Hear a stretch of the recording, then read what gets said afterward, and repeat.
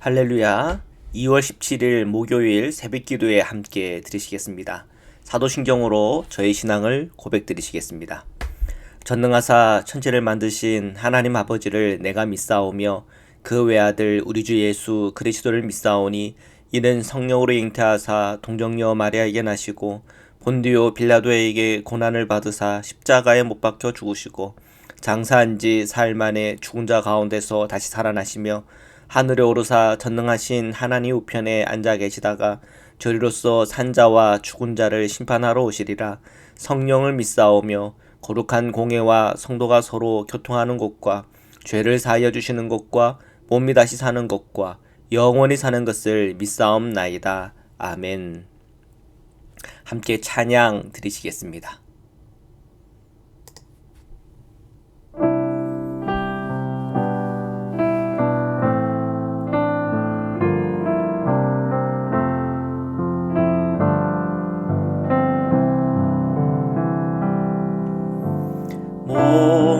목마른 사슴 시내 물을 찾아 헤매이듯이 내 영혼 주를 찾기에 갈급하나이다.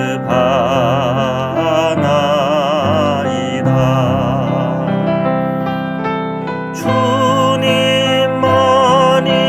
나의 힘, 나의 방패, 나의 참 소망.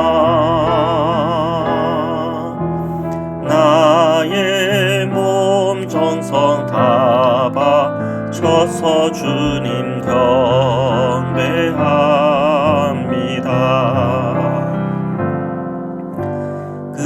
금보다 귀한 나의 주님 내게 만족 주신 주, 당신만이 나의 기쁨 또한 나의 참 고백. 주님만이 나의 힘, 나의 방패, 나의 참 소망. 나의 몸 정성 다 바쳐서 주님 경배합니다.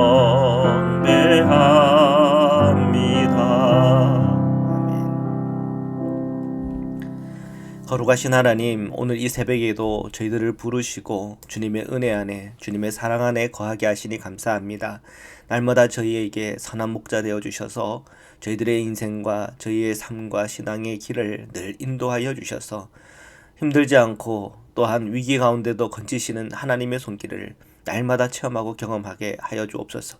저희 성도님들의 인생과 삶 속에 늘 풍성한 은혜로 채워 주옵시고 하나님의 그 십자가의 능력으로 함께 하여 주옵소서. 오늘도 주님의 말씀을 함께 읽고 묵상하는 가운데 깨닫게 하시고 그 말씀으로 영의 눈을 열게 하시고 그 말씀으로 살아가는 성도들의 누리는 놀라운 축복과 은총을 저희들에게 다 허락하여 주옵소서. 거룩하신 예수 그리스도의 이름으로 기도드립니다. 아멘.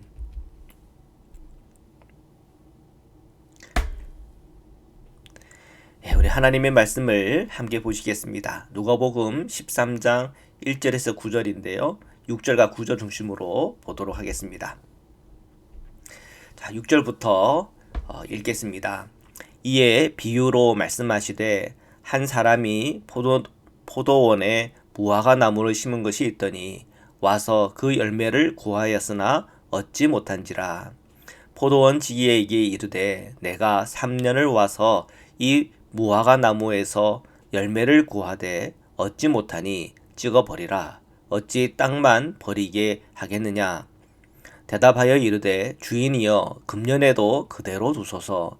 내가 두릅하고 거름을 주리니 이후에 만일 열매가 열면 좋거니와 그렇지 않으면 찍어버리소서 하였다 하시니라.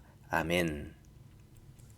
자, 오늘 말씀을 보니까 이제 사람들이 이런 얘기하는 걸 들은 거예요. 1절에 보면 두어 사람이 와가지고는 빌라도가 이 갈릴리 사람들의 그 피를 그들의 제물에 섞은 일이 있었다는 거죠. 그러니까 역사적인 사실입니다. 그러니까 사람들을 학살하고 그 피를 제단에다가 뿌리는 그런 일이 있었던 겁니다. 굉장히 비극적인 일이 그 땅 가운데 또 이 갈릴리 사람들 안에 일어난 거죠. 자, 이런 비극적인 사건, 일들을 예수님께 말할 때 그들 마음에는 이런 생각이 있었던 것 같아요. 이런 비극적인 일이 그 사람들이 어떤 죄 때문에 생긴 거 아닙니까? 이제 그런 생각을 가지고 왔어요. 그래서 예수님께서 말씀하시기를, 야, 너희들이 갈릴리 사람들보다 더 의롭기 때문에 그런 재난이 아님했다. 그렇게 생각하면 안 돼. 너희들이 갈릴리 사람보다 너희들이 더 의롭다. 그런 생각하는 것이 너희들 착각이야. 그 얘기를 해요. 그러면서 3절에 보면 너희들이 만약에 회개하지 않으면 다 이처럼 망할 거다. 그런 얘기를 하죠. 예수님께서 그런 어떤 비극적인 사건과 일을 보고는 그 사람들이 뭔가 더 큰 죄가 있어서 그런 일이 생기는 거다. 그렇게 보시지 않았다는 겁니다. 우리가 욥기를 읽어보면 욥이 가장 괴로워했던 것이 그거잖아요. 자신은 정말 하나님 앞에서 정직하게 신실하게 의롭게 살아왔는데 왜 자기의 이런 고난이 있습니까? 저보다 더 의롭지 않은 사람들은 오히려 더 죽을 때 보니까 더 큰 무덤, 또 사람들이 호위하고 지키고 하는, 자, 그런 걸 보니까 저는 참 도무지 제 상황과 형편에 일어난 일에 대해서 인정할 수 없습니다. 그렇게 주님 앞에 이렇게 답답해했던 그 욥의 고백이 있잖아요. 근데 예수님도 보니까 어떤 그 욥의 그 입장에서 보고 있는 거예요. 어떻게 보면 우리 인생과 우리 삶 속에서 재난이 오고 고통이 오고 어려움이 올 때 물론 죄 때문에 올 수도 있죠. 내가 뭔가 실수했거나 잘못했거나 그런 것 때문에 큰 어떤 그 재정적인 어려움이 올 수도 있고, 때로는 뭐 감옥에 갈 수도 있고, 그런 자기의 잘못과 죄 때문에 생긴 문제가 맞죠. 그런데 그렇지 않고 의롭고 정직하고 신실하게 살았지만 그래도 어려움이 올 때가 있어요. 그 시대가 또 그럴 때가 있잖아요. 옛날 한국에 IMF 터졌을 때 정말 여러 많은 회사들이 부도가 나고, 그러면 거기서 일했던 사람이 하루아침에 직장을 잃어버리게 되고, 또 빚내서 뭔가를 했던 사람들이 빚더미에 앉게 되고, 그런 일들이 생긴단 말이에요. 그러면 그 사람이 의롭지 못해서 그 사람이 뭔가 죄가 있어서 그렇게 된 거다라고 말하기에는 너무 억울하죠. 그러니까 주님께서는 이런 재난과 재앙의 그 관점을 그 사람이 더 죄가 있어서 이런 문제가 생겼다 그런 걸로 보지 말고 오히려 자기 자신을 살피는 방향으로 가라는 거죠. 그러면서 주님께서 오늘 6절부터 9절까지의 한 비유를 들고 계시는 겁니다. 한 사람이 포도원에다가 무화과 나무를 심었다는 거예요. 그 한 사람은 누굽니까? 8절에 보면 주인이요 그러잖아요. 주인이에요, 주인. 자, 주인이 무화과 나무를 심었는데, 근데 3년 동안 이제 그 열매를 맺었겠지. 한 해 안 맺었네. 다음에는 맺겠지. 또 안 맺었네. 그 다음에는 맺겠지. 또 안 맺었네. 3년 동안 그 무화과 나무에서 열매를 못 찾은 겁니다.